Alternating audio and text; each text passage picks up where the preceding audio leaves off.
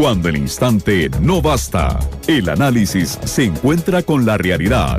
Esto es Minuto a Minuto, más allá de la noticia, por Radio Monumental. Son las 3 en punto de la tarde, bienvenidos a Minuto, nuestro programa de análisis y entrevistas aquí en Radio Monumental. Un saludo a quienes nos escuchan en vivo a través de 93.5 en FM y que nos ven a las 7:30 por diferido en Canal 2, la imagen de la radio. Así es que a nuestros oyentes y televidentes, un saludo a todos ellos. Hoy tenemos la segunda parte de una entrevista porque está don Jordi Prat, el viceministro de Hacienda, acá con nosotros, porque recordemos que el jueves pasado, viernes, sí. El viernes pasado fue cuando hicimos el programa hablando del llamado a diálogo nacional del tema fiscal. Don Jordi se quedó pegado a una presa, nos contestó por teléfono, pero eso nos recortó muchísimo el tiempo en que podíamos utilizarlo al aire para hablar del tema. Ya ha habido y hubo además muchísima polémica sobre este tema. Así es que don Jordi, gracias por estar aquí otra vez. Bueno, Randall, muchas gracias por la invitación y aquí estamos para empezar a hablar más sobre el tema fiscal, como que no se ha hablado suficiente en los últimos 4 días. Ahora sí, de hecho el tema fiscal se ha ido posicionando, que a mí me llama la atención. Digamos, consiguieron un objetivo a corto plazo, que era poner el tema en la agenda de los candidatos. Ahí está, ya. Digamos, ahí hubo unas reacciones de Luis Guillermo Solís del PAC, por ejemplo, que dice que él llama a los candidatos a hablar de este tema. Está Pisa, por otro lado, diciendo que él no está de acuerdo con que se analice todo en conjunto, sino que habla del gasto. Pero bueno, el tema está en agenda y eso es un objetivo a corto plazo. Pero en realidad lo que ustedes hicieron con este llamado es un estudio de una gran cantidad de reuniones donde participó una gran cantidad de gente, incluyendo miembros políticos de los partidos y técnicos de los partidos, ¿verdad? Uh-huh. Que el ministro allá les decía el otro día en la reunión que había asesores económicos de diferentes partidos y estrategas de diferentes partidos hablando de esto, y ustedes hacen una especie de balance o de estado de situación, uh-huh, que lo hablamos el otro día en el programa y que nos para a todos el pelo. Solo 5% del presupuesto nacional se puede invertir prácticamente, ¿verdad? Todo lo demás está comprometido. Exactamente. Y ustedes generan, ahora sí vamos por cada uno de los capítulos, ustedes generan ideas para discutir sobre la mesa. Y empecemos por un tema que ustedes le llaman gobernabilidad fiscal, que es el tercer punto en el libro, pero en realidad los primeros 8 son un balance. Uh-huh. El primero es gobernabilidad fiscal. ¿A qué se refiere y qué es lo que ustedes pretenden poner sobre la mesa en el tema de gobernabilidad fiscal, don Jordi? Bueno, el tema de gobernabilidad fiscal básicamente habla de qué tan fácil es hacer política fiscal en este país. Y ahí entramos en temas como la inflexibilidad del gasto. Otro tema importante es qué tanto poder tiene el Ejecutivo para manejar las finanzas públicas del país, porque básicamente la Asamblea Legislativa le aprueba el presupuesto al gobierno central, pero el gobierno central es 1/3 del gobierno del sector público no financiero. Uh-huh. Entonces ahí tenemos un tema de qué tan grande es el gobierno y qué tanto es lo que nosotros logramos controlar. Temas de seguridad para el contribuyente, que se ha hablado mucho de que uno tiene que cobrar bien los impuestos, pero también tiene que tener un balance para estar seguros de que no hay ni abusos ni hay arbitrariedades. Mejor dicho, arbitrariedades, abusos es una palabra muy fea. También ahí básicamente se habla dentro de la capacidad para manejar el Estado de todas estas mandatos constitucionales y legales, uh-huh, que básicamente le dan muchos derechos a la población, pero no vienen, como decía un amigo mío, con un bollo de pan debajo del brazo. Entonces ahí lo que tenemos es que tenemos muchas ambiciones y que el costarricense se merece. Tampoco es que uno se va a poner a decir que no, pero lo importante es que uno tiene que financiarlo bien. Y los mandatos constitucionales que dicen que el Estado debe ser sólido, debe ser financieramente solvente, básicamente se ignoran y así es como hemos ido acumulando todo este montón de obligaciones sin gasto, sin ingresos correspondientes. Y es que imagínense nuestros oyentes y televidentes y creo que lo dije en el programa pasado, en Estados Unidos el Senado no puede aprobar ningún proyecto que no venga con el financiamiento de dónde se va a sacar el dinero para hacerlo, ¿verdad? En Costa Rica no pasa eso. En Costa Rica de momento hemos aprobado un proyecto de se creará un fondo nacional exclusivo para tal sector del país, pero no dice dónde. Simplemente dice se agarrará tanto del PIB y se trasladará a tal cosa. Ahí la parte interesante es que la Constitución sí dice que uno no debe aprobar gastos sin contenido, sin su financiamiento apropiado. Sin embargo, se aprueban las leyes sin financiamiento apropiado. O sea, es un tema que uno a veces me imagino que lo que ha pasado es que primero hicimos una, después hicimos otra, y esto es una acumulación de 60 años de mandatos que se van aprobando, que por sí solos tal vez el mandato era pequeño, pero cuando se empiezan a acumular ya empiezan a sumar, ¿no? Don Jordi, y una parte, ¿ustedes no han acudido como Ministerio de Hacienda a la Sala Cuarta? Bueno, porque yo lo he hecho como ciudadano cuando me quejaba de algunos temas hasta que dije, porque yo no voy, y fui y tuve suerte. El Ministerio de Hacienda, teniendo tan claro, por ejemplo, que son los artículos 176 y 179 de la Constitución Política los que plantean eso, ¿no ha ido alguna vez que les aprueben un proyecto que ustedes vean, digamos, que genera un peso sobre las finanzas, acudir a la sala? Bueno, yo no soy abogado y no te podría afirmar que lo hemos hecho. Yo me imaginaría que se han hecho gestiones, pero no ha sido mi campo. Te lo puedo averiguar y te puedo dar ejemplos claros de donde sí lo hemos hecho y a donde tal vez ha sido políticamente muy complicado ir a apelar a la Sala Cuarta, ¿no? Precisamente era para saber si hay jurisprudencia ya sobre el tema. Imagínese que el artículo 176 de la Constitución Política dice: el presupuesto ordinario de la República comprende todos los ingresos probables y todos los gastos autorizados de la administración pública durante el año económico. En ningún caso el monto de los gastos presupuestos podrá exceder el de los ingresos probables. No. Aquí letra muerta, porque aquí eso no pasa. Claro, pero lo que te pasa ahí es que hay otro mandato que es el de suplir los bienes básicos. No me acuerdo cómo, ahí dentro de la Constitución hay una parte ahí. Entonces, lo que uno a veces porque sí sé que se ha recurrido, pero no sé si a la Sala Cuarta, donde se dice, mira, no puedo pagar los salarios. Entonces, la Corte dice, es más importante el derecho de que la gente reciba su salario que el derecho que el Estado sea solvente, por decirte de algún tema. Entonces, es como, hay que escoger cuál mandato violentar, si querés llamarlo así, ¿no? Sí. Y de hecho, el 179, por si algunos diputados nos están oyendo hasta ahora, también les contamos que hay un artículo, el 179, que dice: la Asamblea no podrá aumentar los gastos presupuestos por el Poder Ejecutivo si no es señalando los nuevos ingresos con qué cubrirlos. Ve usted, yo diciendo que el Senado lo hacía, aquí también se hace. Bueno, aquí no se hace. Aquí dice. Aquí volvemos a lo mismo. Hay muchas cosas que han sido, me parece que uno de los méritos que tiene este documento es que se atacan tabús, si querés llamarlo así. Hay cosas que son impensables de hablar y no se tocan simple y sencillamente porque no se deberían tocar, porque tradicionalmente no se han tocado. Entonces es un círculo.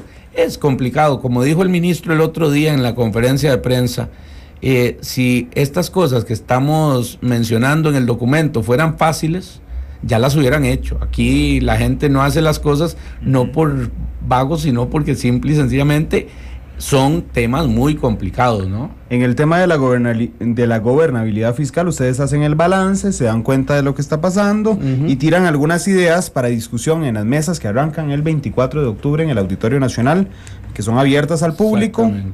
Y ustedes hacen algunas, entonces entre algunas, dicen, bueno, aumentemos los avances en transparencia fiscal, generemos un clima de aumentar la seguridad jurídica en Costa Rica y también veamos a ver cómo controlamos los gastos que se generen desde la Asamblea Legislativa.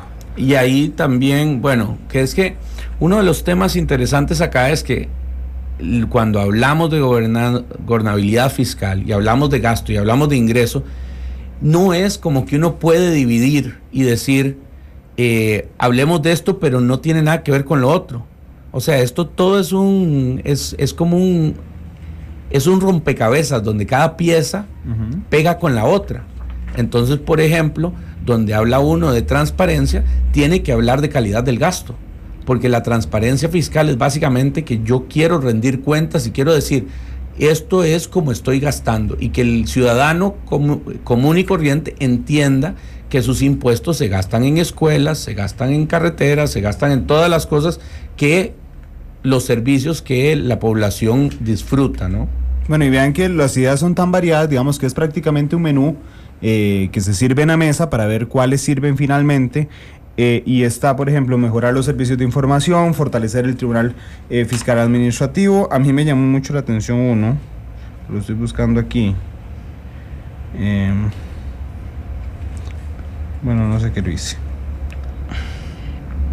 Bueno, te doy un ejemplo para que, dado, mientras que estás buscando, una que a mí me parece muy interesante, y es este tema de mejorar la estructura en la Procuraduría para que tengamos una mejor coordinación entre el Ministerio de Hacienda y la Procuraduría en temas de delito fiscal.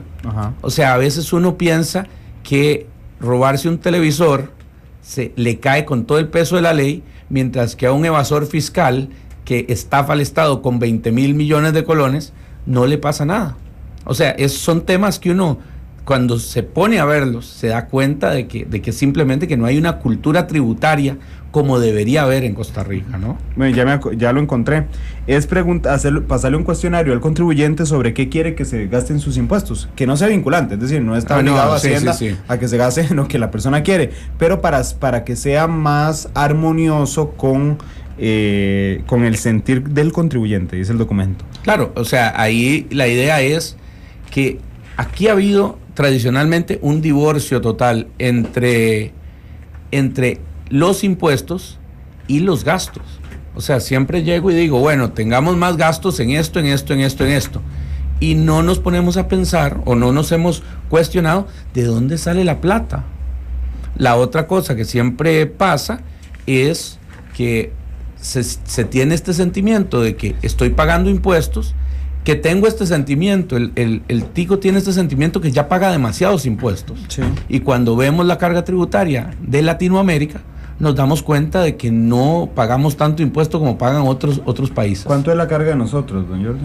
Tiene digamos, hay un índice que diga, nosotros tenemos una carga tributaria de... la carga tributaria de Costa Rica es más o menos 14%, 13% y tanto en puros impuestos. Ya una vez que uno incluye, además de los impuestos, incluye la seguridad social, eso sube como 8 puntos del PIB, 7, 8 puntos del PIB.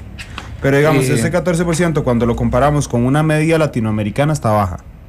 Y cuando comparamos con una media latinoamericana, nosotros somos el quinto país con menor carga tributaria en el 2010. Es la página 35 si querés ahí.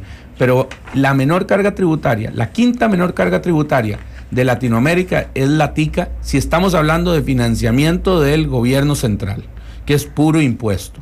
Ahora, eso se agrava cuando uno toma en cuenta los ingresos por recursos naturales que tienen otros países. México tiene petróleo, Panamá tiene el canal, y entonces cuando hacemos esa distinción, porque son también ingresos que entran en las arcas del gobierno central, caemos a número 3, ¿verdad? En este gráfico del 2010. Entonces es complicado cuando empezamos a ver la carga tributaria y lo comparamos con las aspiraciones del ciudadano común y corriente, donde se habla de tener educación gratuita, que salud, parques, etcétera, etcétera, ¿no? Bueno, y es que nuestro sistema tributario se basa en dos pilares, por supuesto, que todos conocemos, el impuesto sobre las ventas y el impuesto sobre la renta. En el capítulo 2, vamos a ir a un corte comercial de 30 segundos y regresamos para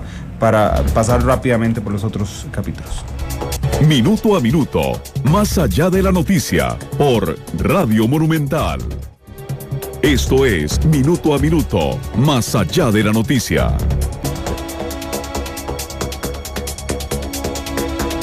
Son las 3:15, regresamos a Minuto con don Jordi Prat, él es viceministro de Hacienda. Hablando de los capítulos, nos quedan 10 minutos, ¿verdad?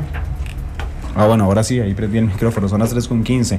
Regresamos a minuto con don Jordi Prat. Vamos a pasar, nos quedan 10 minutos de programa, vamos a pasar por los capítulos. El segundo, bueno, es el cuarto, pero digamos, el segundo en propuestas es la calidad de gasto del gobierno central, que es la preocupación de muchos costarricenses cuando vamos a capítulos posteriores, cuando se habla de creación de nuevas formas de ingreso. En el gasto, ¿cuáles son las opciones que riegan sobre la mesa Hacienda para controlar el gasto, don Jordi?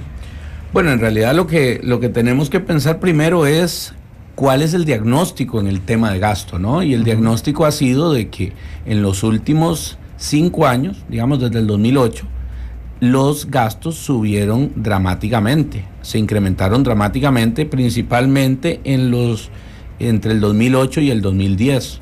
Parte fue una respuesta a la crisis, pero parte de esa respuesta a la crisis, toda la respuesta a la crisis fue aumentos permanentes del gasto.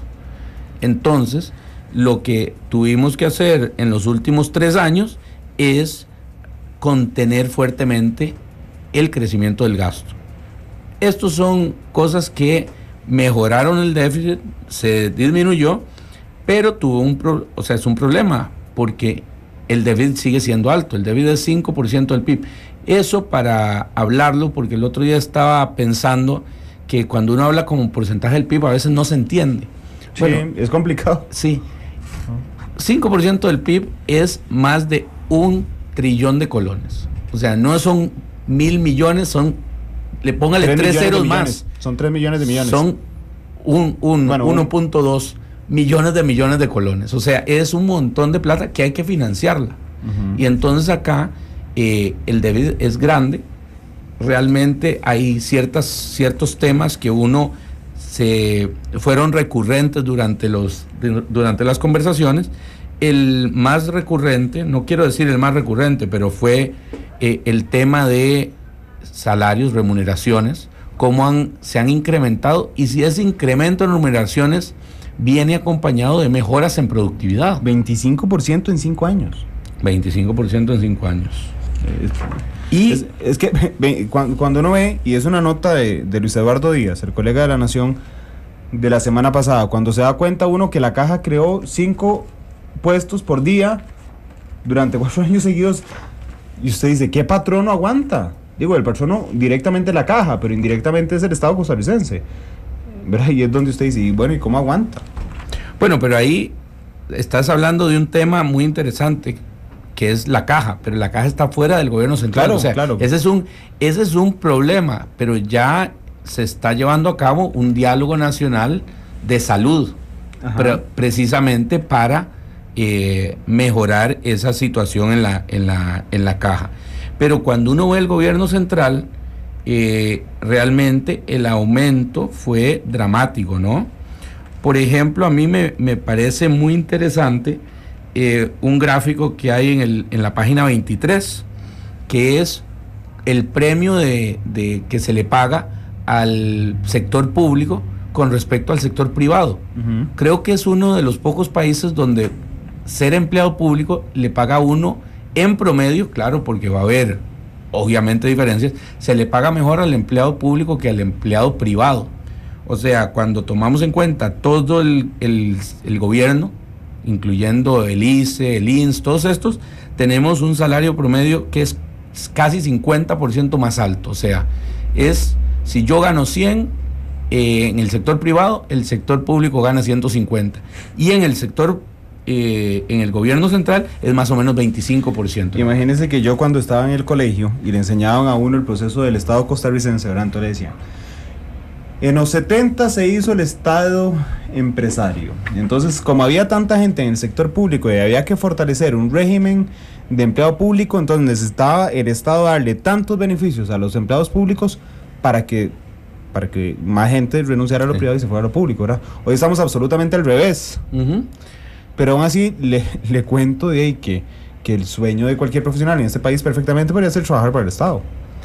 Lo que pasa es que es complicado, porque además de esto, hay muy poco evaluación por resultados. Y claro, esto es un tema que lo estamos viendo y lo queremos hablar. O sea, el otro día estábamos hablando de que hay ciertos aspectos que el sector de educación no está totalmente de acuerdo con el análisis, pero bueno, ministro, sí. Está bien. Pero se hable. Podemos hablarlo, nos sentamos y decimos, bueno, vea, usted lo que hizo acá fue hacer un análisis de promedios, y como decía un amigo mío, en los promedios se ahogan los enanos.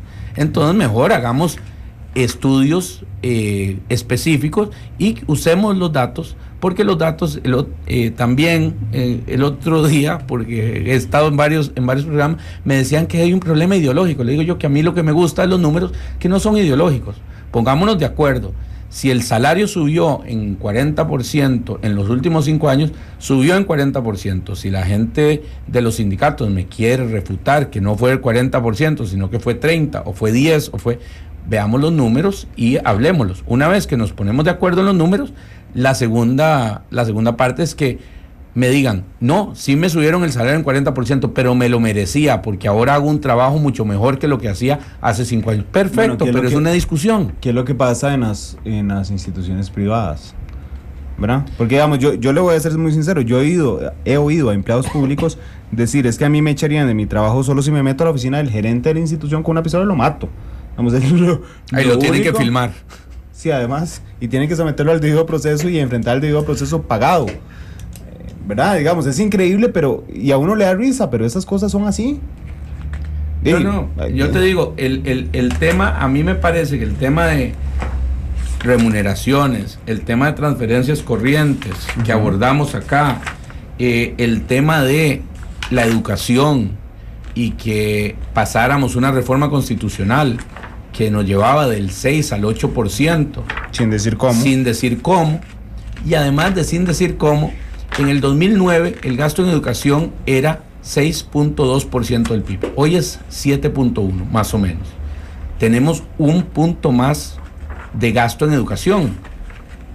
Uno esperaría que los indicadores de educación hayan mejorado en algo, porque ahora estoy gastando estoy gastando un punto más. Un punto más son 250 mil millones de colones. Estoy gastando más en eso. Entonces tenemos que tener una discusión de si estamos gastando bien, si no lo estamos gastando, y si amerita, porque aquí muchas veces se ha evaluado cuánto gasto en educación por lo que le meto de plata. Pero yo creo que uno tiene que sentarse y ver cómo están los indicadores. Los indicadores, si somos casi el segundo país, uno de los países que más gasta en educación, deberíamos ser de los que mejores indicadores en educación tenemos en el mundo. Y eso no pasa.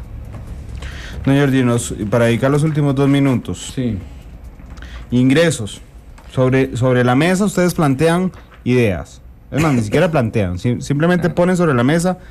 Hacemos un inventario. Posibilidades. Sí, estas son las posibilidades que hay. ¿De qué hablan cuando hablamos de mejorar los ingresos? Y perdón que les recorte el tiempo. No, está muy bien. Hablamos de que el sistema tributario costarricense, teniendo de los mejores tributaristas en el mundo, o sea, aquí tenemos gente de alta categoría, y muy buenos, académicos excelentes, y sin embargo el sistema tributario costarricense es uno de los más arcaicos y malos que hay en Latinoamérica y el mundo. Por ejemplo, tenemos un impuesto de ventas que es un híbrido entre un impuesto de ventas y un impuesto al valor agregado. Hay cosas que sí se pueden deducir, hay cosas, o sea, hay que moverse a un impuestos sobre el valor agregado. Y el pulpero se las tiene que aprender de memoria para hacer la factura. Exactamente, pero y entonces lo que acá, y eso te hace, además le ayuda a la administración tributaria. Tal vez lo que te quería decir en eso, para no hacértelo muy largo, es que el sistema tributario tiene que ser simple, tiene que ser transparente y tiene que ayudarme a mí como administración a agarrar al evasor y a facilitarle la forma de pagar al que quiere cumplir. Y esos son temas que vienen ahí. O sea, por ejemplo, cuando yo tengo un sinnúmero de tasas para las rentas pasivas del capital, cuando yo gano plata porque vendí una casa, la tasa que paga es 0. Las ganancias de capital tienen 0 impuestos. Si yo tengo un bono y recibo intereses y es un bono que está enlistado en la bolsa, paga un 8%, pero si es un bono que no está enlistado en la bolsa, paga 15%. Entonces lo que hay que hacer es tratar de simplificar, unificar. Son temas que uno tiene que tomar en cuenta.